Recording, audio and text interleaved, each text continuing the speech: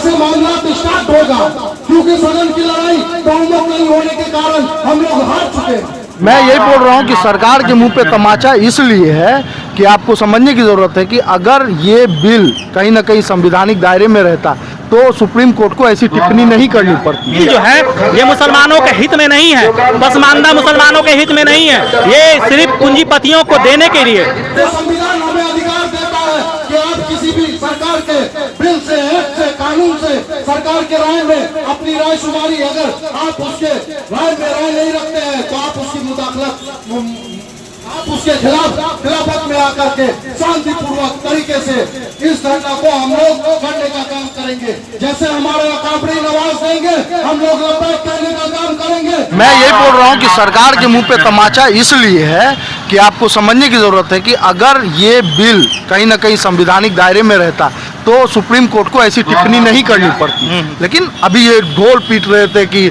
हम लोग संविधान के दायरे में रह करके मुसलमानों को फायदा पहुंचाने का काम करेंगे, तो ये तमाचा है। अच्छा, पिछले दिनों जो हमारे देश के प्रधानमंत्री श्री नरेंद्र मोदी जी, उन्होंने कहा कि अगर वक्फ का सही इस्तेमाल होता तो मुसलमानों को पंक्चर लगाने की जरूरत नहीं पड़ती। कैसे दिखते हैं इस बयान को? इस पे टिप्पणी क्या है, वो अपना बोलते हैं, उनकी देखिए मनसा क्या है, बात समझिए। उनके दिल में एक बहुत बड़ा चोट पहुंचा है। 400 की बात करते थे, 240 पे सिमट गए।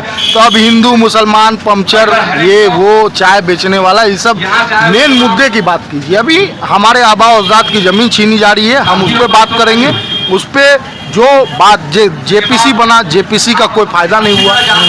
एक एक आदमी को 15-20 सेकंड 30 सेकंड का मौका मिला, क्या अपनी बात ना सरकार कोई बात मांग। अभी मेन सवाल उठता है, केंद्र की सरकार से तो सवाल उठता ही उठता है, लेकिन बिहार के अंदर जो शासन कर रहे हैं नीतीश कुमार जी और ये मोदी का हनुमान, मोदी का हनुमान कौन है बताइए पत्रकार महोदय, आप जानते हैं? तो चिराग पासवान बोले। जी जी जी जी उन्हीं की बात कर रहा हूँ। ये चिराग पासवान जी और नीतीश कुमार जो हमारे मुसलमान के पीठ पे, अकलियत के पीठ पे खंजर मारने का काम किया है, इसको भी कहीं ना कहीं 25 के विधानसभा चुनाव में इसको भुक्तभोगी होना होगा। अवधर नायडू आंध्र प्रदेश, वो तो है ही, लेकिन अभी हम अपने प्रदेश की बात करें। अगर नीतीश कुमार जी मुखालफत कर जाते, चिराग पासवान जी मुखालफत कर जाते, जीतन राम मांझी जी मुखालफत कर जाते, तो ये बिल कहीं ना कहीं पास नहीं। वो लोग तो फायदा गिनाते हैं कि पसमानदा मुसलमानों को फायदा होगा। हाँ, तो फायदा ही तो गिना के, इसीलिए तो सुप्रीम कोर्ट अंतरिम रोक लगा दिया। बहुत फायदा था इसीलिए ना रोक लगाया। तो जो संविधान की व्याख्या करने के लिए सुप्रीम कोर्ट का हमेशा एक निर्देश आते रहता है हमारे संविधान की व्याख्या को लेकर के, वही व्याख्या करके बताया भाई कि ये संविधान के कहीं ना कहीं मूलभूत ढांचे को ये नहीं सूट करता है और इसको हम लोग इसके मुखालफत। ये प्रोग्राम आने वाले 20 अप्रैल को जो लहरा चौक मैदान में जो रखने का काम हुआ है, जिसमें तमाम सियासी पार्टी के लोग अपने झंडा को, अपने बैनर को अपने घर पर रख कर आए हैं। ये मिल्ली मसला है। कौन कौन सी पार्टी शामिल है इसमें? कांग्रेस पार्टी है, राजद पार्टी है और जन स्वराज है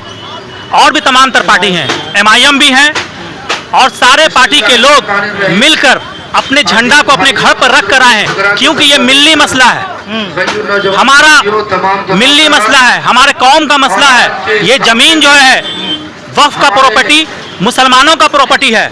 हमारे आबा अजदाद ने जो प्रॉपर्टी वक्फ के नाम पर, अल्लाह के नाम पर मुसलमानों के फलाह और बहदूद के लिए दिया था, उसको कहीं ना कहीं केंद्र सरकार अपने संख्या बल के हिसाब से उनको केंद्र सरकार लोकसभा में पारित करने का भी काम किया और राज्यसभा में भी पारित करने का काम किया। लेकिन मैं कहीं ना कहीं ये बताता चलूं कि हमारे इस देश के बहुत सारे ऐसे सिख MP और भी लोग हैं जो इस बिल के खिलाफ थे। उन्होंने 232 का आंकड़ा पेश किया, जिसमें से 24 मुसलमान ही उसमें हैं, बाकी तो हमारे हिंदू भाई हैं, सिख भाई हैं, ईसाई भाई हैं। उनको ये मालूम है कि ये वक्फ बोल जो है, ये बिल जो है, ये मुसलमानों के हित में नहीं है, पसमानदा मुसलमानों के हित में नहीं है। ये सिर्फ पूंजीपतियों को देने के लिए अपने संख्या बल को उन्होंने पास करने का काम किया।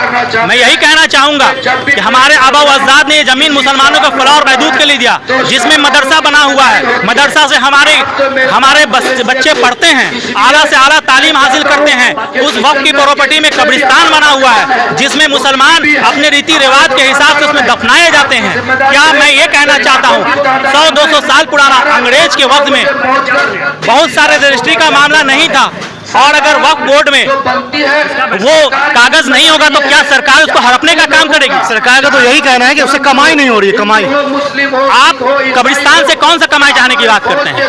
क्या आप कमाई का जरिया ये लाना चाहते हैं कि कब्रिस्तान के प्रॉपर्टी को आप खगालने का काम कीजिएगा, और कागज जब पेश नहीं होगा तो आप उसमें मोहर मार दीजिएगा, और कल जब किसी भी मुसलमान के लोग वहां दफनाने जाएंगे तो आप वहां 5,000 और 3,000 का क्या रसीद काट के दीजिएगा कि अब जाओ और वहां जाके दफनाओ, अपने लोगों को दफनाओ, और उसका जो पैसा है केंद्र और राज्य सरकार के खाते में जाने का काम होगा? क्या इसलिए आप इसके प्रॉपर्टी को आप हड़पने का काम करना चाह रहे हैं? ये सारी बातें निकल के जो है वो सामने आ रही है, और 20 तारीख के दिन जो खास प्रोग्राम है उसको लेकर जो है तमाम लोगों को जो है वो जगाने की कोशिश की जा रही है।